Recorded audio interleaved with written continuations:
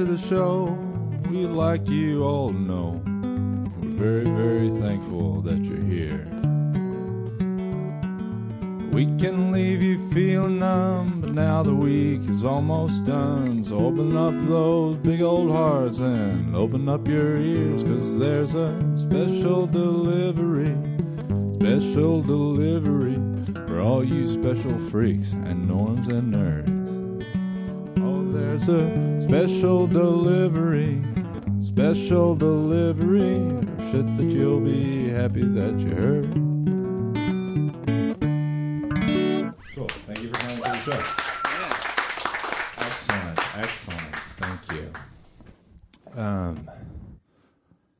I'm going to do a couple of love songs today, and I was thinking about what makes a song a love song, and then I had this kind of nice thought that, in a way, every song is a love song. And then I was like, that's so stupid. Anyway. The Willie Nelson song off the Phases and Stages record.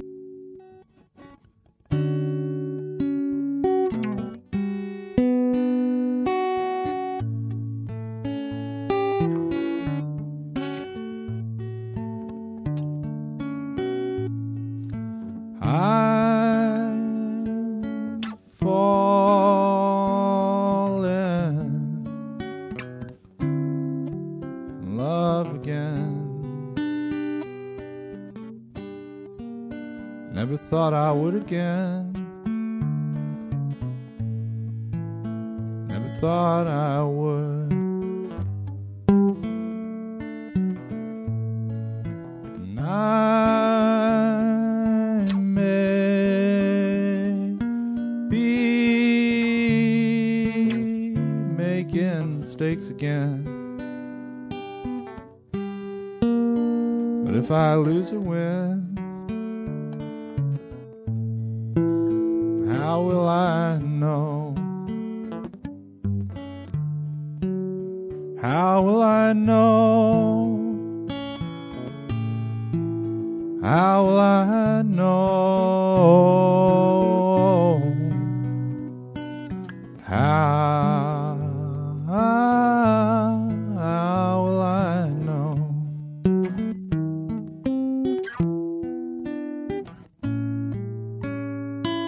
I'm falling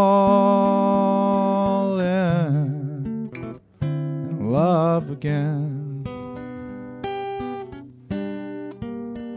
Never thought I would again. Never thought I would.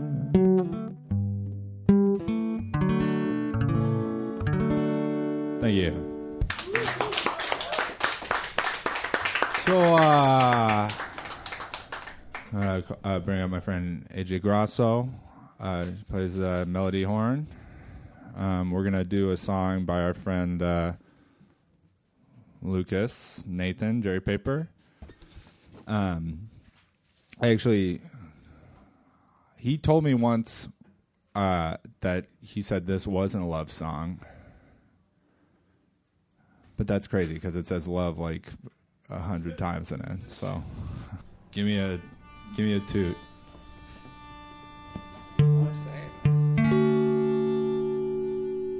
That works. Okay.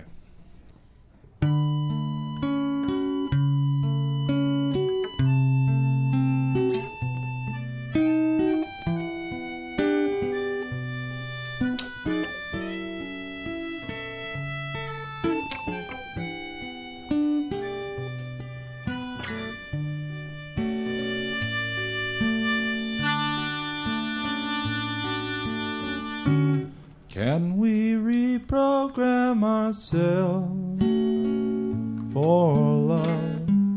Can we reprogram ourselves for loving? Can we reprogram ourselves for life? I don't know if we can. I don't know if we can. I don't know.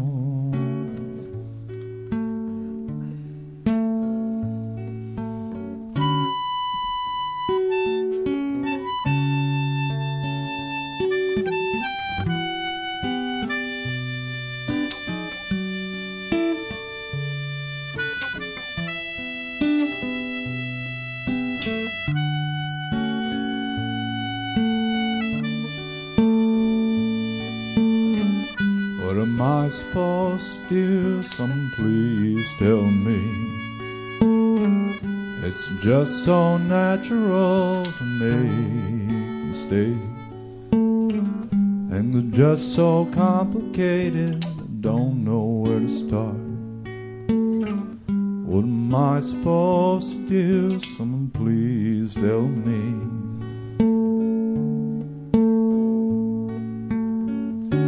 Can we reprogram ourselves for love? Can we reprogram ourselves for loving? Can we reprogram ourselves for life? I don't know if we can. I don't know if we can. I don't know.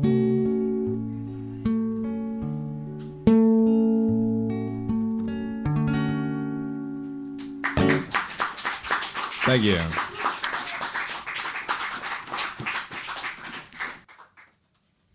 Okay, I got one more. I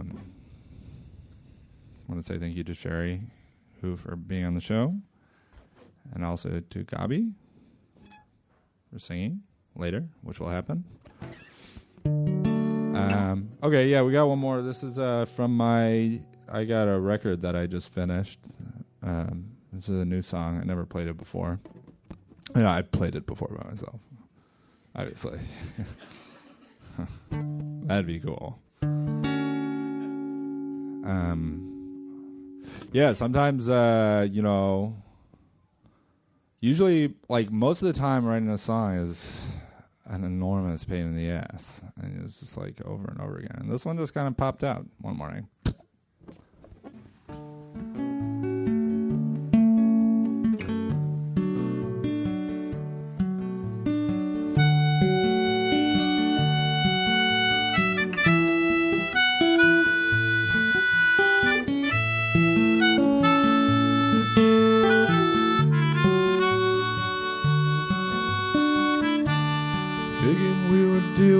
Fine, me and the sort of friend of mine.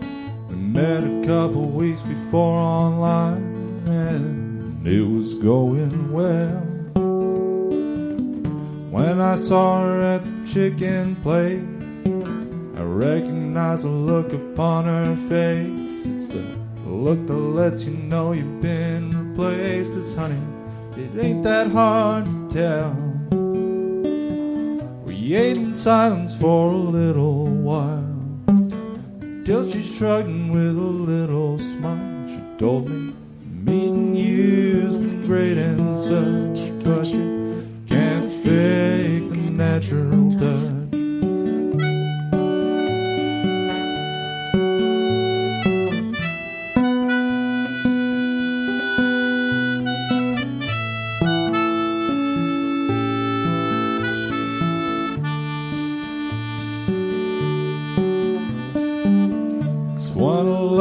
Most important rules. Sometimes you gotta be the bug, it's true. And sometimes you're the windshield too. That's when you gotta hold the line. Been seeing someone about a month or so. When she asked me where you wanna go, I told her there's a little chicken spot I know. We had a pleasant time. Kiss me on the mouth and squeeze my hand. Ask me when you wanna go out again. I told him meeting you's been great and such, but you can't fake a natural touch.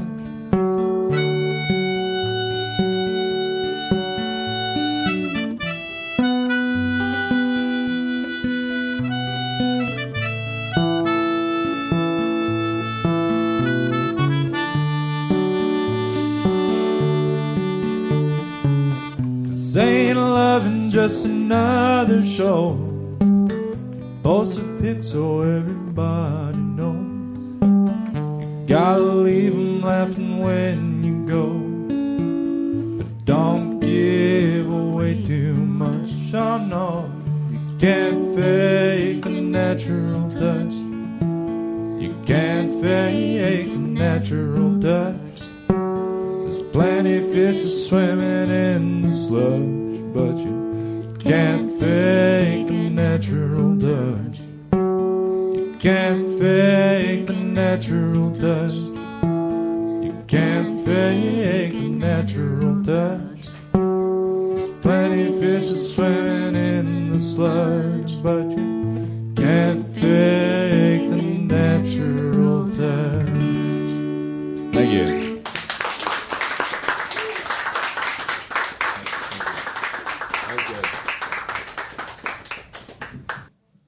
I like this mic stand like this, the bandana.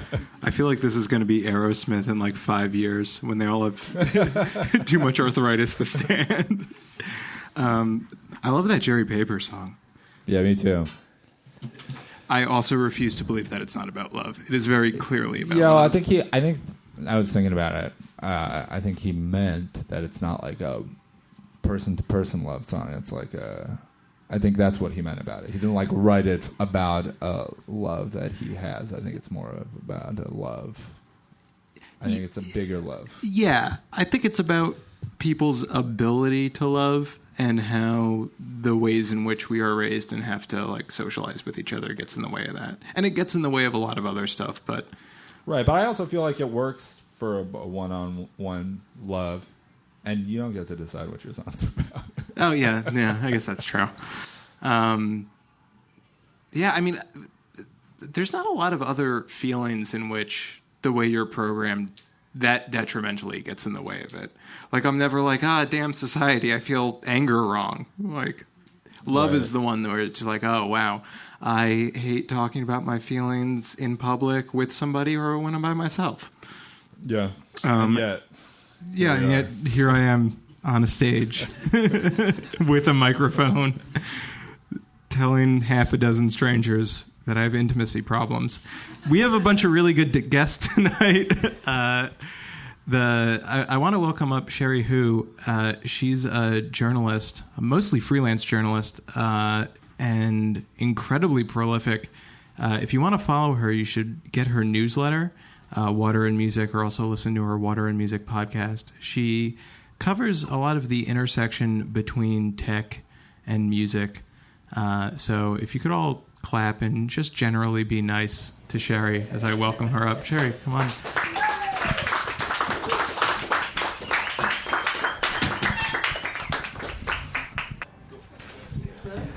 Hey, so you studied statistics in college. I did. And a lot of what you cover is about tech and how it's influencing music, and you do a really good job of covering the actual function of these platforms and analyzing how they work and what results they are getting.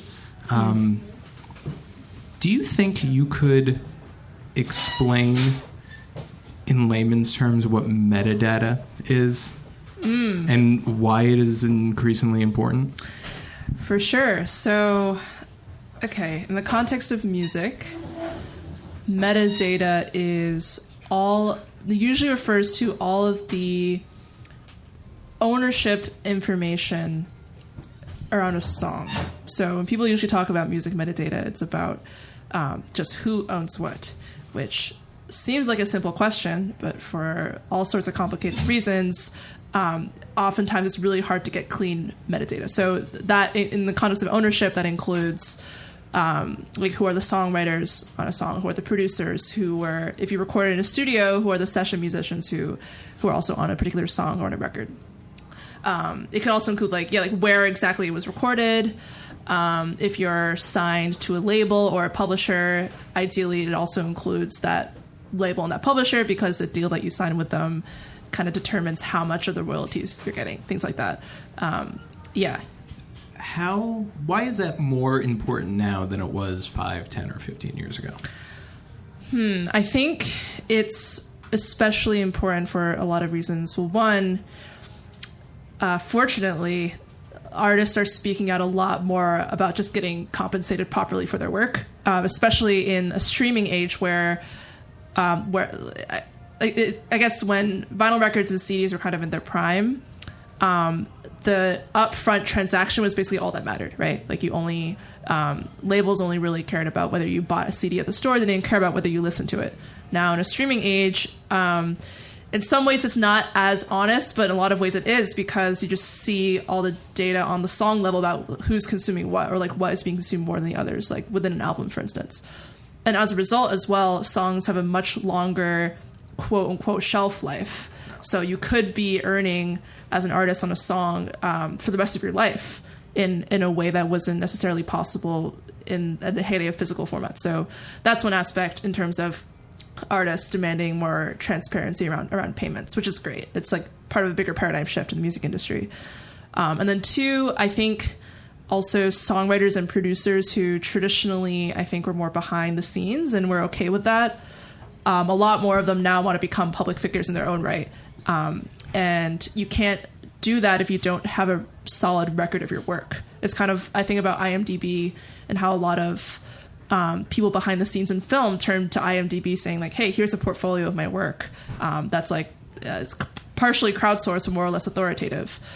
I feel like the rise of metadata that happened with film and television in the early aughts really led to the rise of people being appreciated for things that otherwise were entirely invisible. Absolutely. And yeah, even at the end of every movie in like theaters or even on streaming, like the credits, the kind of rolling end credits is kind of a really important part of it's a part of the institution of just like filmmaking in and of itself, right? Well, they're not really on Spotify. It's very hard to find out who produced something on Spotify. Exactly. And so they used to live in physical formats and like liner notes. And just now, like this, within the last year, Spotify and Tidal, I guess, are the biggest ones, and partially Apple Music, although not really. They like just started to really make that a core part of their platform. They pick and choose a lot. Yeah, for sure. And with Spotify, tons of artists, if you look up, like show songwriter and producer credits is blank, or it just shows that they haven't really. And this is super complicated, but it also depends on like who you're distributing your music through, because they may not even like have fields to include those people. So yeah. I want to transition into AI because I feel like a lot of the conversation around AI in music is very alarmist conversation that robots are going to replace musicians, when in actuality, most of the AI in music is back-end things that involve metadata and curation and processing. So do you think you could speak about what the current reality of AI in the music industry is?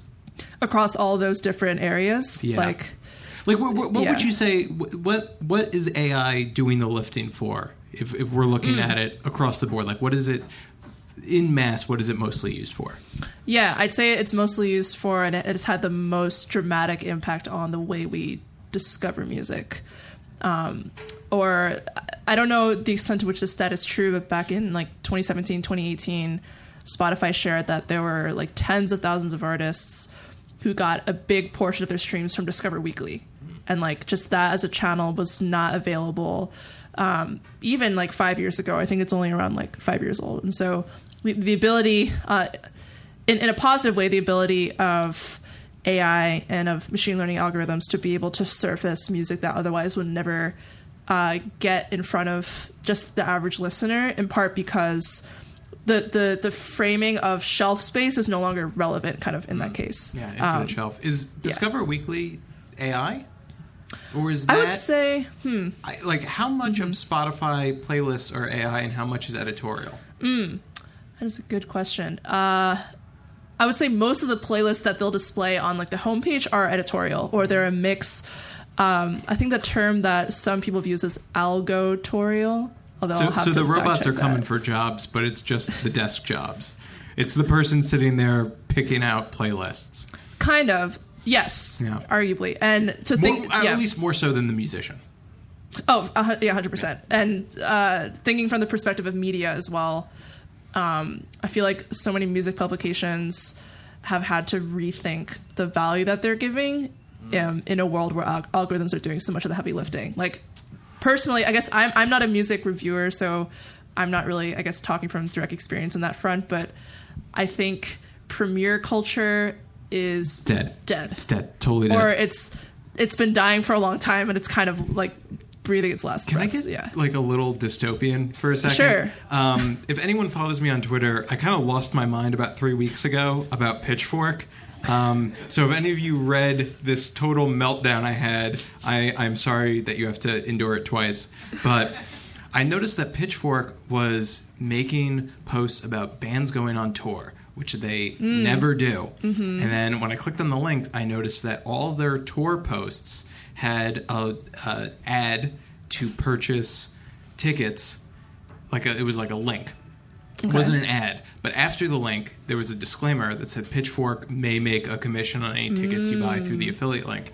And that is the only posts that they have for tour, with the exception of like Guns N' Roses were going on a tour, and there was no ad for that. But Wise Blood had a link, which is how I noticed it, and then I just searched for tour in their news thing, and it was all of them. All of them had the link. And then some of the reviews had a similar link, but not all of them. And the fear that triggered in me is that because ad data is getting so advanced, people are realizing that banner ads don't really generate a lot of sales, and they're switching to commission models, and that all of these media outlets are just going to become the point of sale, and they're all going to work on commission. And that's, but I doubt that they're making a lot of money from that.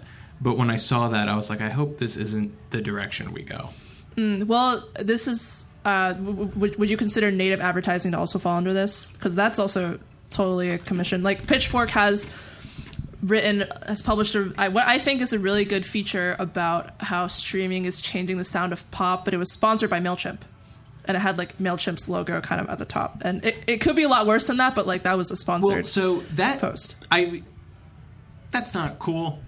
Like, I don't give a shit though. It's like, whatever. You have to. You're on by Condé Nast. You have to do some of that. But the reason why the other thing scared me is because it makes me think that there is a future where the editorial is driven entirely by what sells. For sure, yeah. And like, unlike the MailChimp situation, there's like specifically a product that they're trying to push. Yeah. Do you think the algorithms on Spotify, is that supposed to?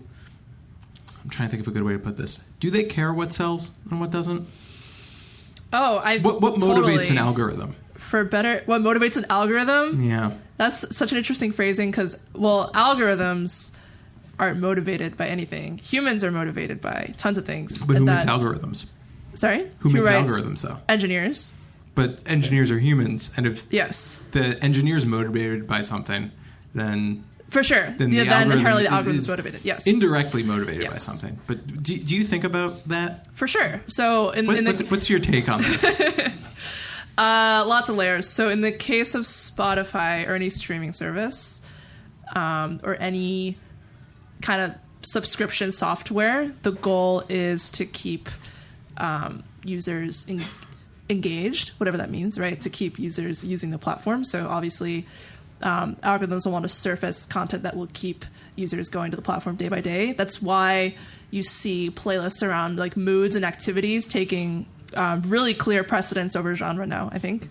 And there are some hybrids of that, but like pop workout, like that's going to take precedence, I think, over just any pop playlist. for the most part. And so there's that. So in terms of like editorial, and I've heard some people in the music industry say that this is like to a fault, curators for sure are just motivated by what people are listening to. And if like a song gets playlisted that gets like skipped a lot, it's gonna like probably go off the playlist within a day or within the week. So do you think it matters more when you say they want to feature what people listen to? Is that what has been playlisted a lot, or is that what has performed well on a playlist already? Like, how are they gauging what people want to listen to? Because if it's what has already been on a playlist, then they are still the ones who are determining what people listen to. But if it's skip rate or playthrough numbers, then that is somewhat more democratic. Do you know which has precedent? I think ultimately, at the end of all of this, I think the actual data around like what people are playlisting or what people are saving or liking takes precedent. Because for sure there are filters that are top down, in that Spotify has like relationships to all the major labels, and they're going to take all those labels' calls in terms of like artists who they want to playlist, and they'll probably prioritize them in a lot of cases because they have the cloud or the reputation of the label backing them. But if the song isn't doing well, Spotify is gonna, I think, is gonna remove it. And I think now, especially now, because they're moving into things like podcasts and like focusing so much energy on that versus just with music, they're trying to detach themselves from being like, oh, we're only successful if like the major labels are successful. Do you think there's anything to be gained from distinguishing tech companies from music companies anymore? Or rather, the tech business from the music business? Because there are things like TikTok, which is clearly a tech company. It is not a music company. It is entirely dependent on music. And there are things like Spotify, which I would categorize as a tech company, but I feel like most people would categorize as a music company, which... Spotify as... Yeah. I would not. What do you think? Is Spotify a tech or a music company, or does that not matter anymore? It's a tech and media company. So I think the boundaries in media and entertainment are blurring more and more. And that, so one example that could lead to a more dystopian end is Warner Music Group acquired Uproxx, which is a music blog. So they acquired them, I believe, last year. And so, yeah, the end point of that is that just all media is housed under the same umbrella company. And so the boundaries there are blurring, and there are like music companies investing in gaming, investing in film as well. So that's blurring. But yeah, I think it's super important to distinguish between still a music company or a media company and a tech company in terms of how they measure success and what their goals are and how they make decisions. What are their shared interests? For music versus tech companies. Music and tech companies, what are their shared interests? Such an interesting question. I think their shared interests are, I don't know if this is what you were looking for, but... no, but like, whatever you think the answer is. Cultural influence, I think. Like, I think... so as an example, there was a period of time where Lyft hired a ton of marketing people from the music industry. There was a period of time where Lyft hired a ton of marketing people? That was a joke. That was a joke. Right, haha. But yeah, so they hired... Sorry, I didn't mean that in a sarcastic way. No, it's my fault. I'll take the blame for that. I'm sorry, everyone. It happens. Valid point. But they hired a ton of people from... and Uber as well, from like the music and film and entertainment industries, because they looked at like music celebrities like Drake, just for example, and be like, oh my God, he's everywhere. He's on the tip of everyone's tongue. Everyone's talking about him. How do we get to that point of influence where we're like top of mind for people day to day? And actually, to just latch onto ride sharing as an example, Lyft and Uber, and you see this a lot of other tech companies, they're now uses verbs. So like, oh, I'm just going to Lyft, I'm going to Uber, or I'm going to Google something.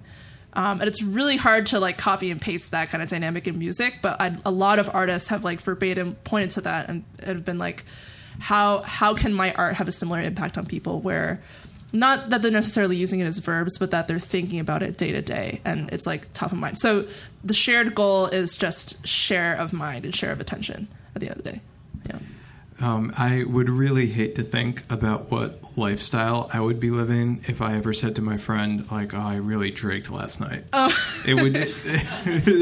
That's the true dystopian future. There we go. Like, what would that even mean? I feel I've been little yachtying so much. So the last question I want to ask you is kind of tying back more to what you were saying about algorithms doing a lot of the editorial lifting. Mm-hmm. I don't mean this question materially. I just mean in like a general kind of figurative sense. You were talking to somebody about how you think that a person-to-person recommendation for music means a lot more now. Mm-hmm. Is the person-to-person part of sharing music increasingly more important, or is it increasingly less relevant? I think... I mean, as far as the power of algorithms are concerned, it might not be as relevant for like racking up streams. I feel like algorithms. Oh yeah, it may not be as relevant for like getting on a playlist if that is your goal as an artist, because the companies who will do that are not measuring word of mouth necessarily. They're measuring much more just like surface level streaming activity that's happening. But in terms of, does it matter to the person who discovered the artist? Like if I have a favorite singer, does it matter if I found it on a playlist that a computer wrote, or if my friend told me? So it doesn't matter, but it feels so different. And I thought about this myself, because let's take an artist like Tom Misch. Does anyone know Tom Misch? Amazing artist. I've seen him live a couple of times, and I feel weird saying that I like first came across him on Discover Weekly. It's like that. It was, yeah, like a tech company that introduced him to me, and because I have a really personal connection with his music now, and but it wasn't how I was introduced to him. So yeah, it definitely feels strange. And also, just to give another example, so I listen through Discover Weekly every single week, and Release Radar as well. They're kind of structured similarly. The hit rate is super low. I usually don't revisit most of the artists who are on the list unless I've listened to them already. And then one of my roommates told me about this rapper named Saba, who's now one of my favorite rappers. He's from Chicago, totally DIY. And I listened to his catalog straight for like a couple months. But it was that word of mouth from that person that convinced me to, because also it then had there was a really personal connection there, in that I like knew this person really well. Who was it? Who told you? It was one of my roommates. Okay. Yeah. And yeah, so I had that like personal background that influenced them enjoying this artist, that then informed my experience of like his latest album that had just come out. And yeah, just had a much, whereas, so the thing with Discover Weekly and those types of channels, which I talked about a bit on that podcast episode, is that they don't tell you why. And I feel like the why is still so important in terms of like, why are we surfacing this music to you?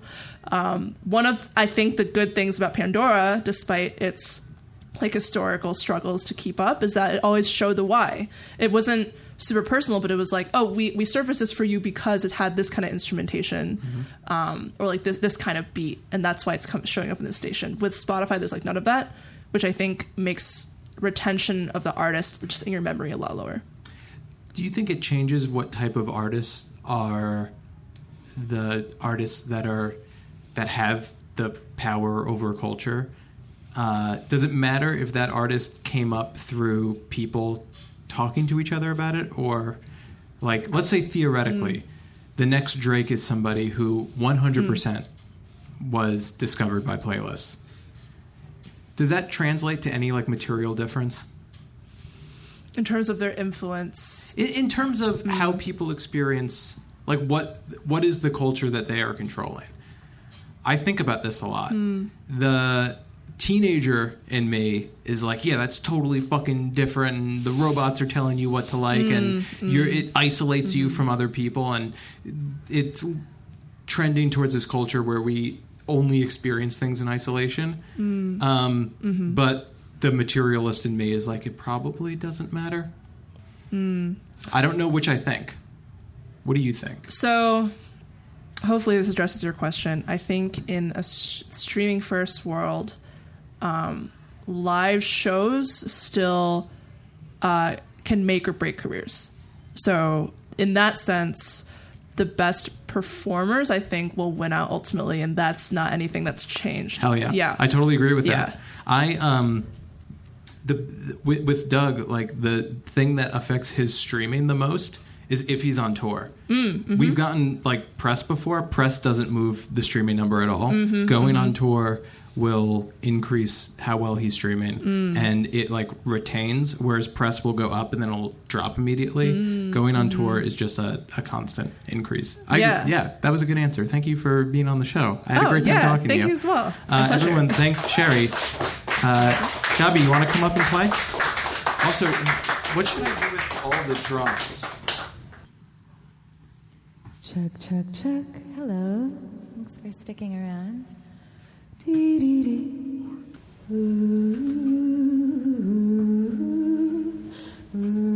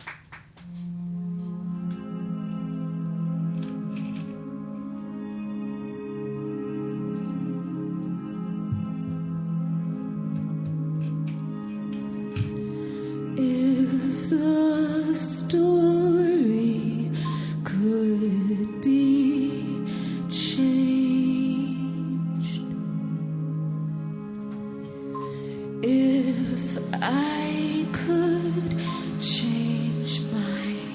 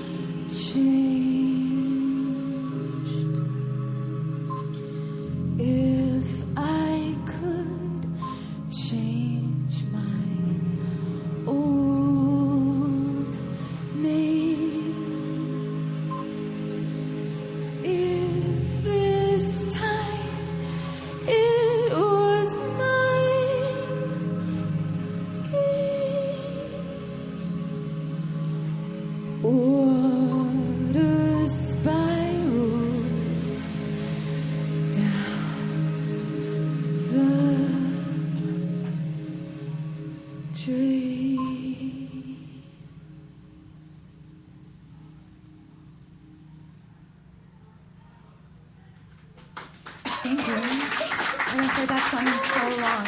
It's been like a year. Felt really different.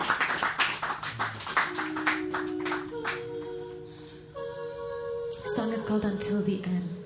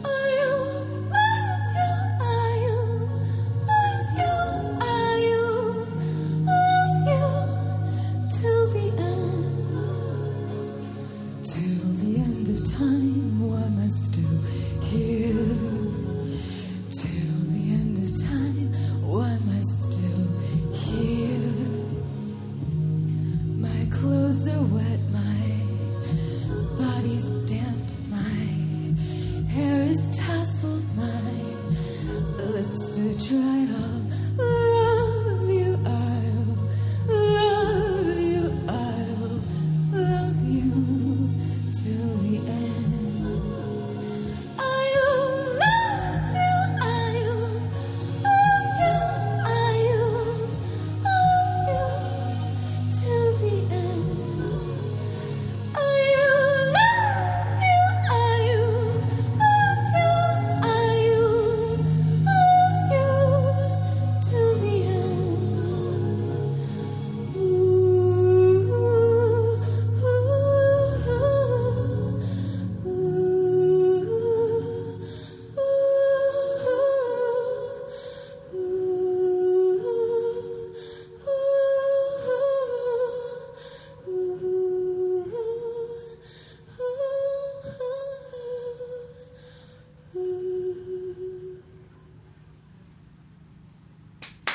Thank you so much. How are you doing with time?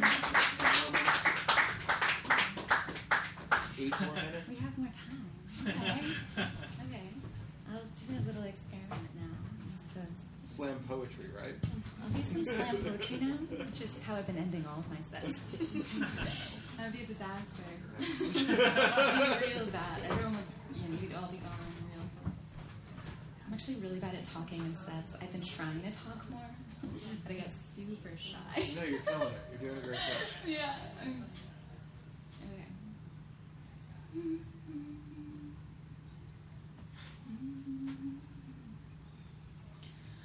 I have done nothing all summer but wait for myself to be myself again.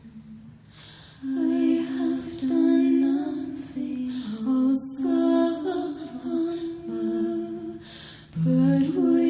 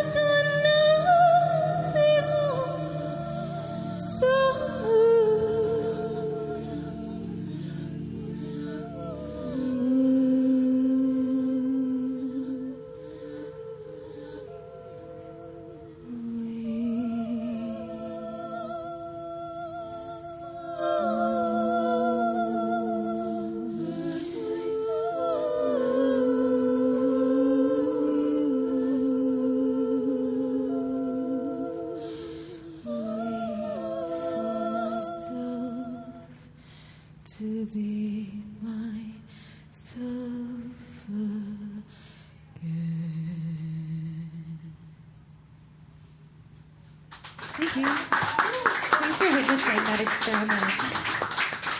I made most of that up on the spot.